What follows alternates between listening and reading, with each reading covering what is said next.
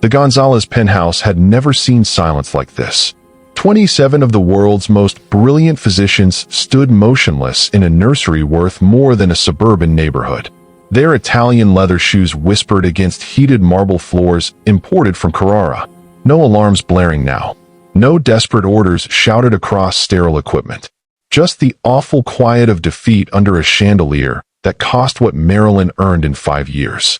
A cardiologist from Johns Hopkins zipped his medical bag with hands that had saved senators' children. A neurologist from Stanford tucked her tablet under her arm, eyes red from 18 hours of failure. And the chief of pediatric medicine at Massachusetts General, a man who'd been knighted by the Queen of England for his brilliance, spoke the words that shattered Kevin Gonzalez's empire from the inside. There's nothing more we can do. I'm deeply sorry. Subscribe now and hit that notification bell, because what you're about to witness will change everything you thought you knew about who really saves lives. Baby Howard Gonzalez, sole heir to a $40 billion tech fortune, was dying in a $100,000 smart crib designed by his father's own engineers, and $50,000 an hour in medical genius couldn't explain why his tiny body had gone translucent. Ghost-pale skin stretched over bird-fragile bones. Lips tinged the blue of winter twilight. Eyes rolling back in a specific rhythm that looked like seizures but showed up as nothing, absolutely nothing, on the EEG. Every blood panel returned genetically impossible. Every MRI revealed a brain that should work but wouldn't. Every experimental protocol failed within hours, and through the crack in the laundry room door, standing between industrial washers that cost more than her car, stood Marilyn, 27 years old, hollow-cheeked from skipped dinners, wearing a borrowed maid's uniform that hung off her frame like a child playing dress-up, shoes with cardboard stuffed in the soles to cover the holes.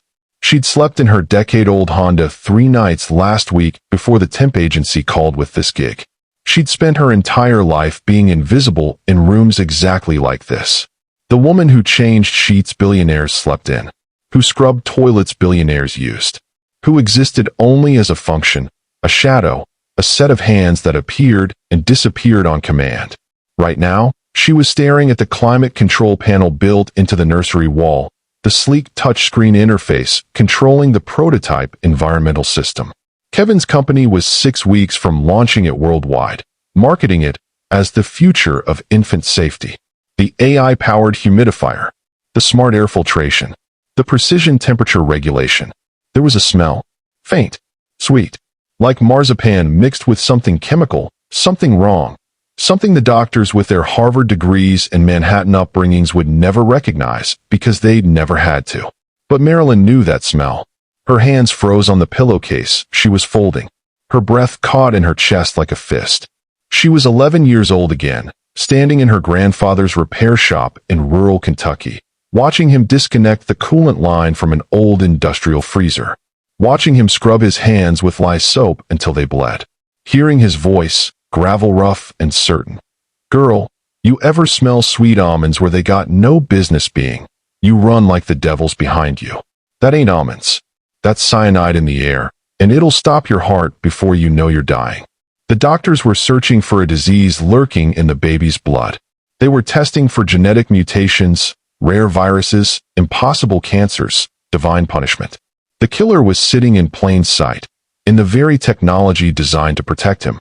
Marilyn's eyes flicked to the security guard posted outside the nursery. 6'5", 250 pounds of muscle, Glock on his hip, earpiece crackling with commands. She watched the doctors packing their equipment like mourners leaving a funeral, heard them murmuring to Kevin about comfort measures and letting him go peacefully.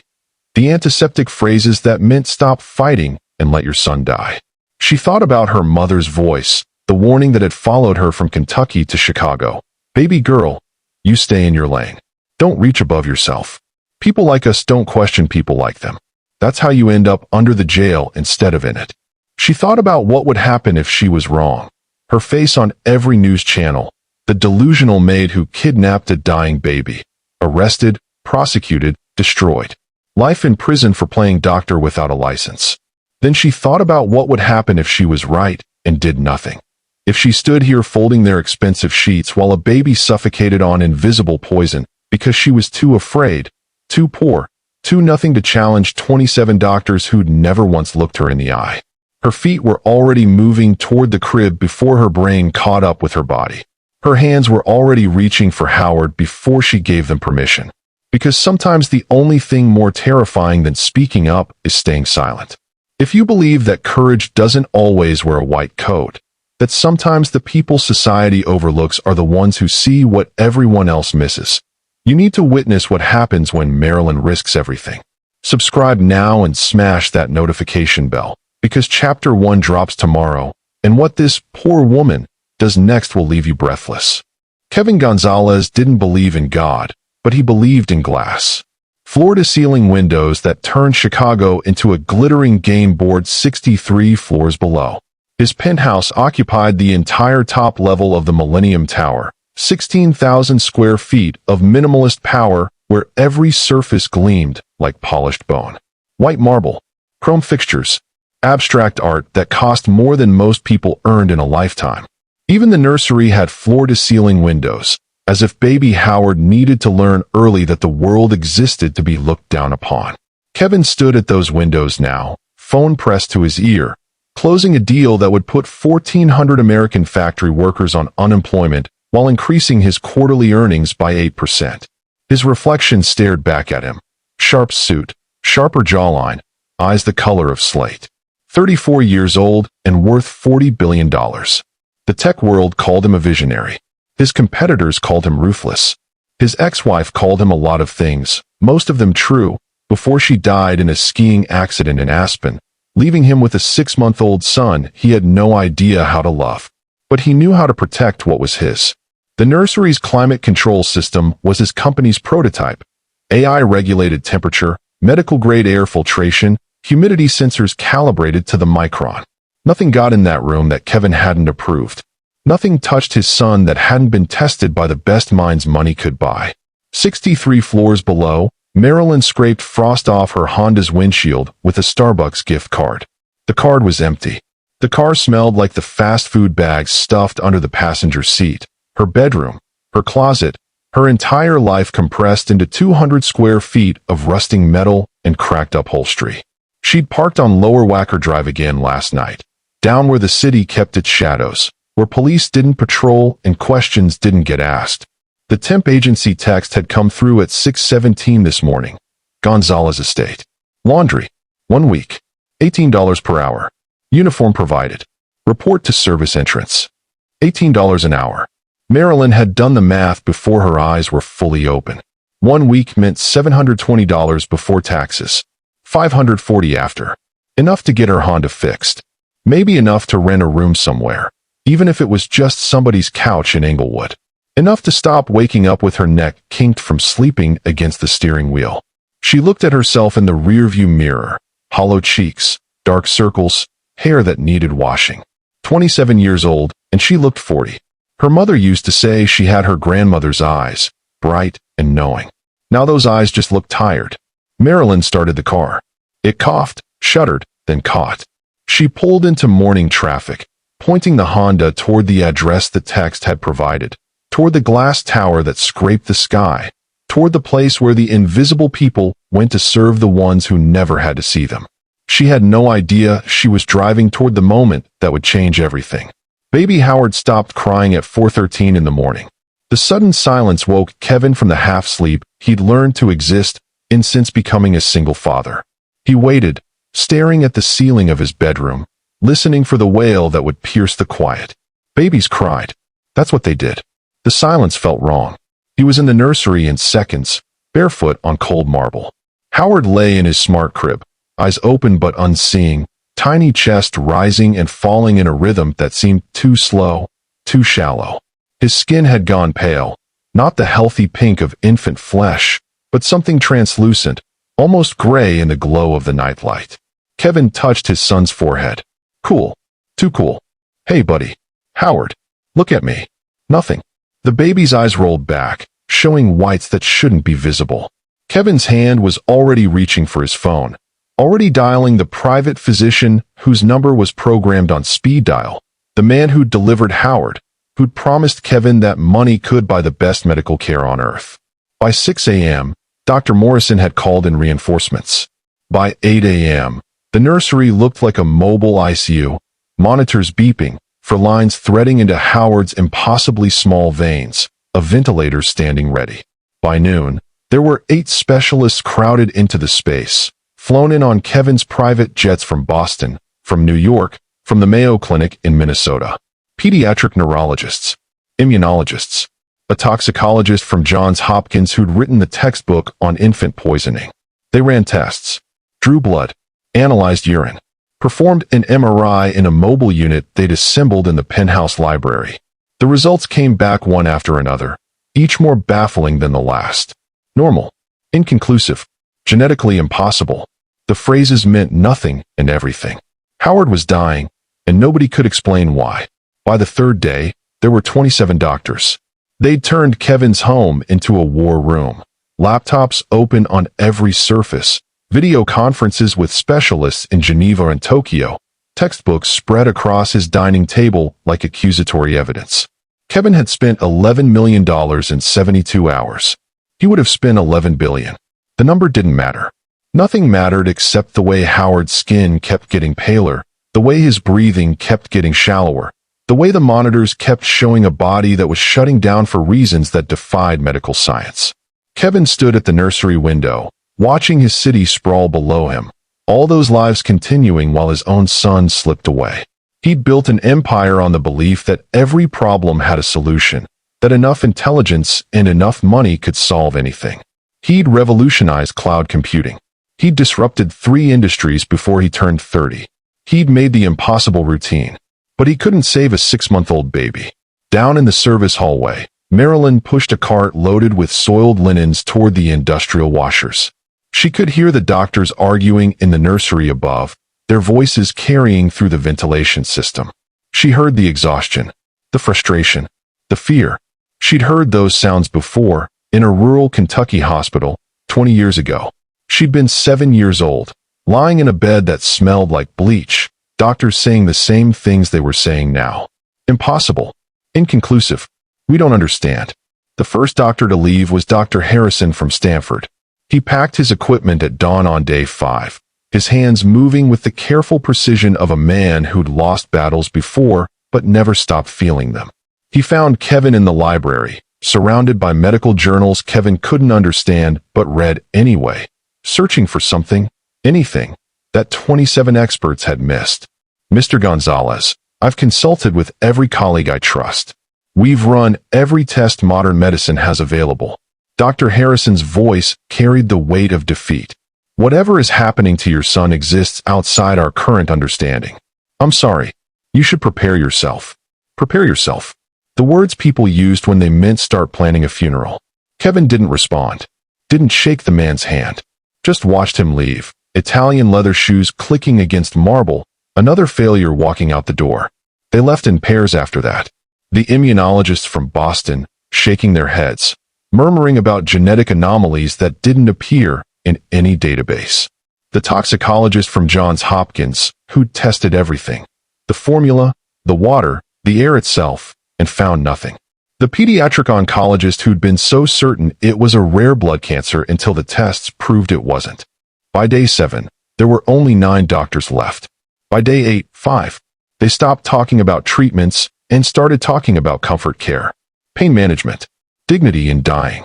Words that made Kevin want to put his fist through the glass windows that had always made him feel like a god. Dr. Chun, the pediatric neurologist from Massachusetts General, stayed the longest. She'd spent 40 years saving children's lives, had been knighted by the Queen of England, had her name on 3 wings of children's hospitals. She sat with Kevin in the nursery on day 9, watching Howard's chest rise and fall with the mechanical assistance of the ventilator. I've seen miracles in my career, Mr. Gonzalez. I've seen children wake from comas we were certain they'd never leave. But I've also learned to recognize when we're beyond miracles. She touched Howard's tiny hand, the one that had gone almost translucent, blue veins visible beneath skin that looked like rice paper. His organs are shutting down. We don't know why, but we can see it happening. Another day, maybe 2. I'm advising you to remove the ventilator. Let him go peacefully. Kevin's voice came out flat, emotionless. Get out. "Mr. Gonzalez," I said, "get out. All of you. Get the fuck out of my house." They left, all 27 of them, filing past the service entrance where Marilyn stood pressed against the wall, arms full of folded towels, making herself invisible the way she'd learned to do. She watched their faces, exhaustion, frustration, relief at being released from an impossible case.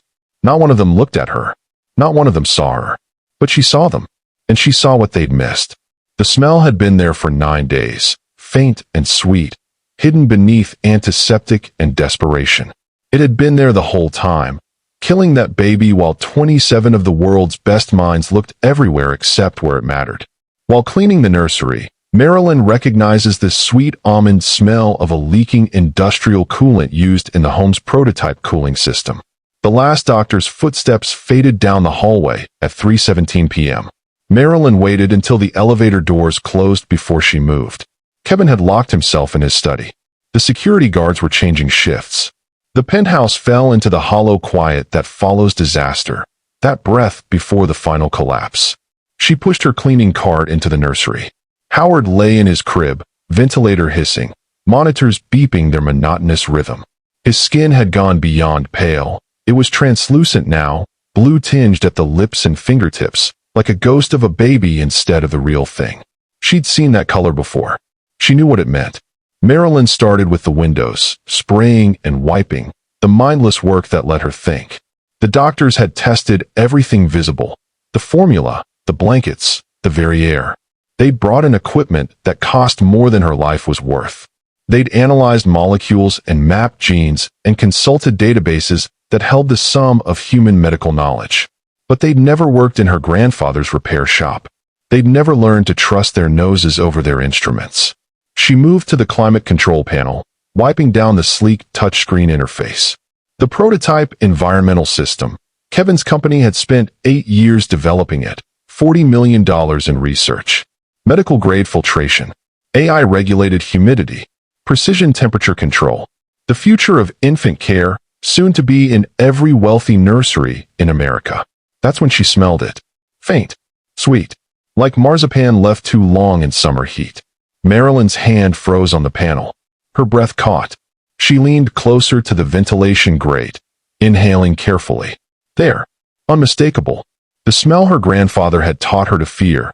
The smell that meant run, that meant poison in the air where air should be clean. Bitter almonds. The calling card of cyanide compounds. She pressed her hand against the wall beside the climate control unit. Warm. Too warm. The cooling system was working overtime, pushing processed air through the nursery, air that passed through coolant lines that must have developed a microscopic leak. Nothing the doctors would have caught without knowing exactly where to look.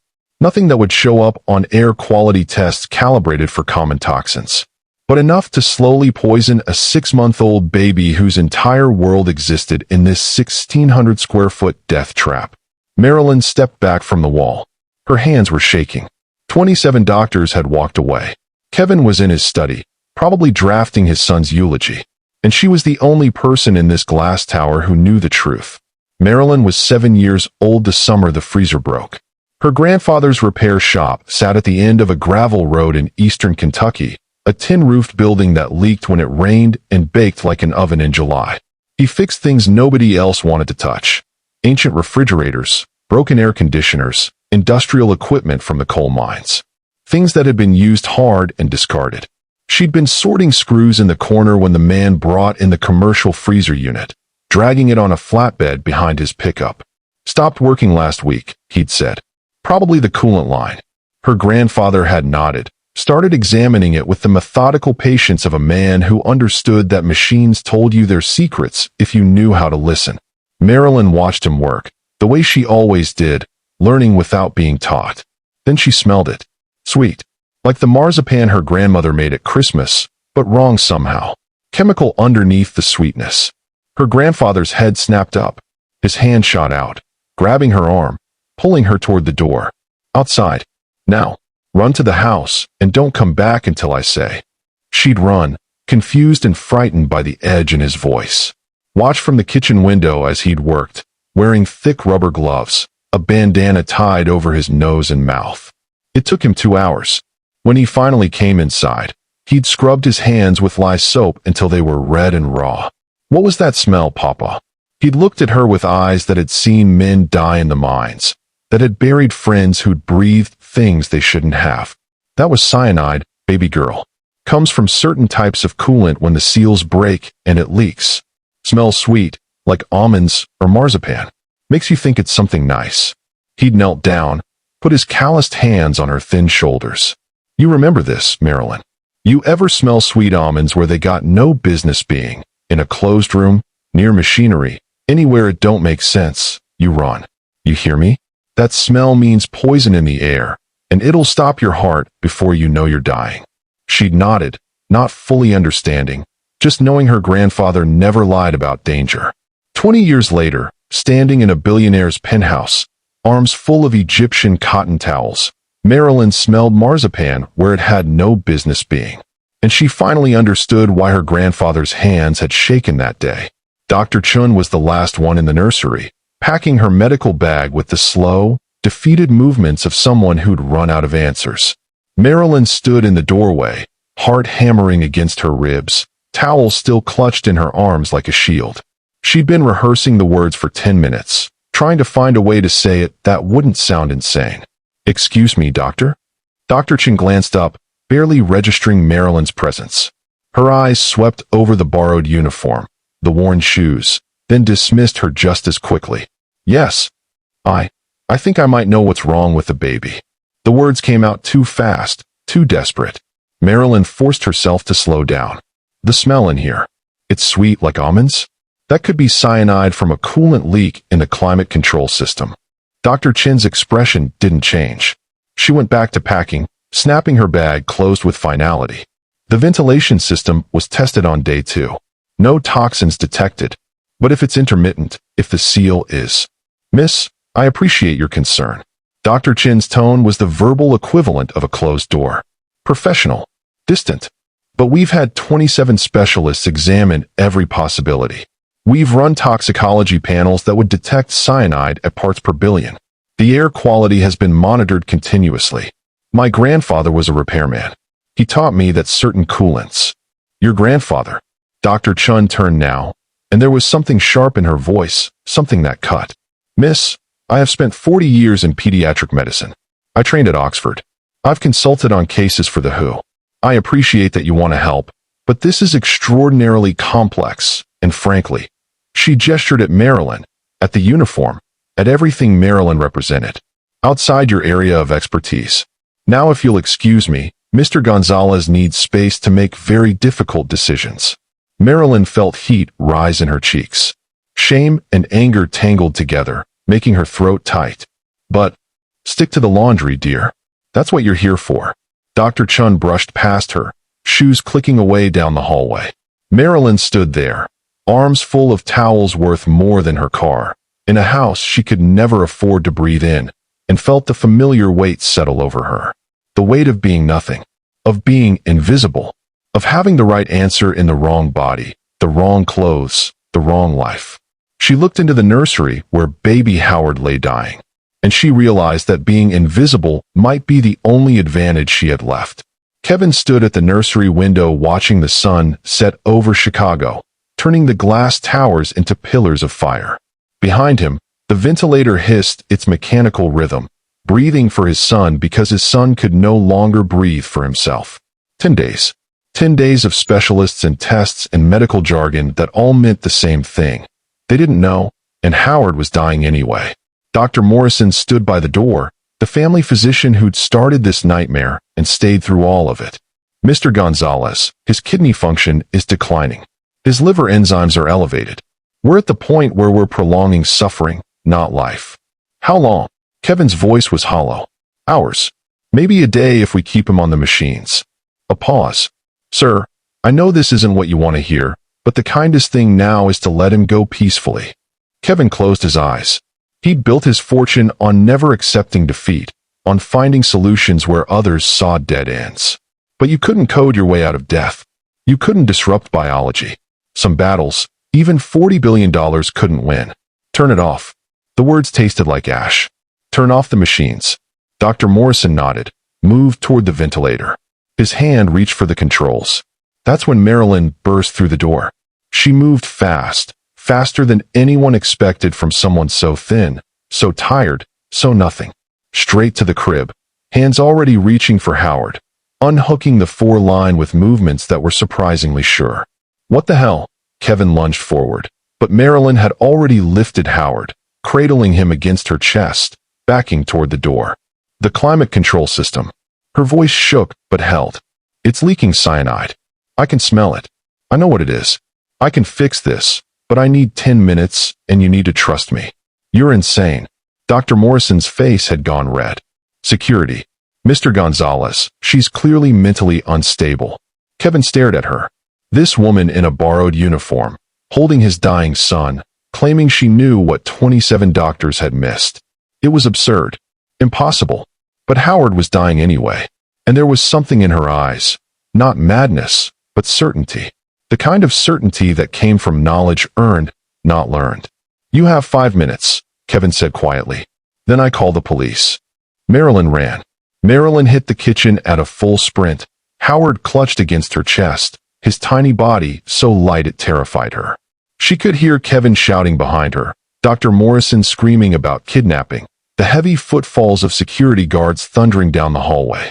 She slammed the kitchen door, through the industrial deadbolt, the kind designed to seal off fire hazards in a penthouse where everything was calculated, controlled. The pounding started immediately. Open this door. Miss, you have 3 seconds before we break it down. 3 seconds. She had maybe 3 minutes before they came through. Her hands were shaking as she laid Howard on the marble island. His skin so pale, it was almost blue. His breathing shallow and labored even without the ventilator. She could still smell it on him. That sweet almond scent clinging to his clothes, in his hair, absorbed into his tiny lungs over 10 days of slow poisoning. Marilyn's grandfather's voice echoed in her mind. Cyanide binds to the blood, stops the cells from using oxygen, but it's water-soluble. Steam and alkaline compounds can help clear it. She grabbed a stock pot, filled it with water, slammed it onto the commercial gas range, and cranked the burner to high. Through open cabinets, found white vinegar, baking soda, dish soap. Wrong. She needed something stronger. Her eyes landed on the cleaning supplies under the sink. Ammonia-based cleaner. Not ideal, but it would create the alkaline environment she needed. The door shook. Wood splintering. Last warning. Marilyn poured vinegar into a bowl, added the cleaner. Careful, not too much, just enough to create a basic solution. The water was boiling now, steam rising. She positioned Howard over it, supporting his head, letting the steam rise around his face while she dipped a towel in the vinegar solution and gently wiped his skin, his hair, anywhere the poison might be clinging. Please, she whispered. Please, baby. Breathe. The door burst open. 2 security guards, weapons drawn, Kevin right behind them, his face a mask of fury and terror. Dr. Morrison pushing through, already reaching for his phone to call the police. She's killed him. And then Howard coughed. A wet, rattling cough that turned into a gasp. His chest expanded, pulling in air on its own, and his eyes, those rolling, unseeing eyes, suddenly focused. He looked at Marilyn's face above him and let out a wail that shattered the terrible silence of 10 days. The sound of life. Angry, indignant, beautiful life. Kevin froze mid-step. Dr. Morrison's phone clattered to the floor. The security guards lowered their weapons, staring. Howard was crying. Really crying. His skin was already losing that translucent quality, pink creeping back into his cheeks as his lungs remembered how to work. Marilyn collapsed against the counter, still holding him, tears streaming down her face. The climate control system, she managed. Check the coolant seals. It's been poisoning him since it was installed. Howard's cry filled the kitchen like a proclamation. Not the weak mewling of a dying infant, but a full-throated wail of protest and fury and life. His tiny fists waved in the air, his face scrunched up and red, the most beautiful thing Kevin had ever seen. Dr. Morrison moved first, medical instincts overriding his shock. He pressed his stethoscope to Howard's chest, listened, his eyes widening. His lungs are clear. Heart rate is normalizing. This shouldn't be possible. Kevin crossed the kitchen in 3 strides, reaching for his son. Marilyn handed him over without resistance, her arms suddenly empty, her whole body trembling with exhaustion and adrenaline crash. She watched Kevin hold Howard, watched the way the billionaire's hands shook, the way tears tracked down his face without sound. "The climate control system," she repeated, her voice barely above a whisper. "You need to shut it down. Have someone check the coolant lines. If I'm right, there's a slow leak. Cyanide gas. It's heavier than air, so it was settling in the crib while he slept. The ventilation tests wouldn't have caught it because it was intermittent, only leaking when the system cycled." Kevin looked at her over Howard's head, really looked at her for the first time.